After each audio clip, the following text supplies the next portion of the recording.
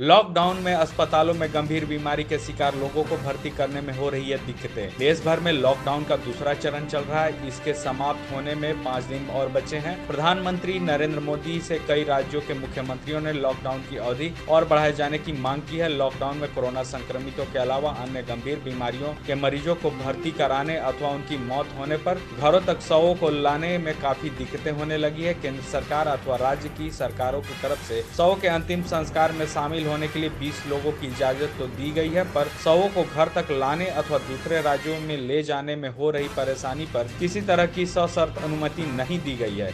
इसके लिए सभी राज्यों में जिलों के यातायात एसपी को जिम्मेवार बनाया गया है, जो पास निर्गत कर सकते हैं। सबसे चिंताजनक स्थिति यह है कि यदि किसी तरह परिवार वाले मरीज को ढोकर अस्पताल ला रहे हैं तो अस्पताल वाले पहले कोविड-19 की जांच कर रहे हैं, वह भी आईसीयू तक पेशेंट को जाने नहीं दे रहे हैं। यदि मरीज की स्थिति खराब हुई तो दूसरी जगह भेज दिया जा रहा है।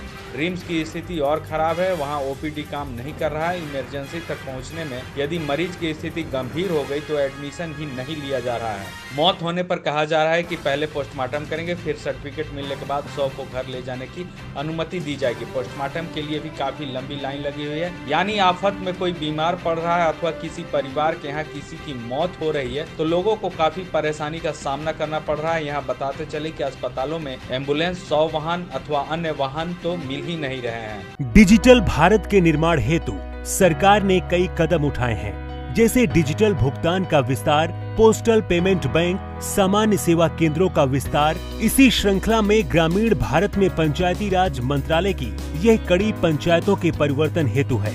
ई ग्राम स्वराज एप्लीकेशन पंचायतों के संचालन के लिए उपयोगी एकीकृत टूल है, जिससे पंचायतों में किए गए कार्यों की प्रभावी निगरानी सरलता से की जा सकती है। इस एप्लीकेशन से न केवल पंचायतों की गतिविधियों की रिपोर्टिंग में सुधार होगा, बल्कि योजना की व्यापकता बढ़ेगी। ई ग्राम स्वराज एप्लीकेशन से किसी भी ग्राम पंचायत की पूरी जानकारी एक ही स्थान पर मिल जाएगी। सशक्त पंचायतों से ही होगा सशक्त भारत का निर्माण। ई ग्राम स्वराज एप्लीकेशन देश की पंचायतों को समर्पित है।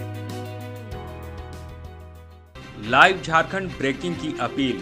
कोरोना वायरस के संक्रमण से बचने के लिए घरों में रहें और सुरक्षित रहें। हम भी आपसे यही आग्रह करते हैं कि लॉकडाउन के दौरान घरों में रहें और सुरक्षित रहें। खुद का ख्याल रखें और दूसरों का भी ख्याल रखें।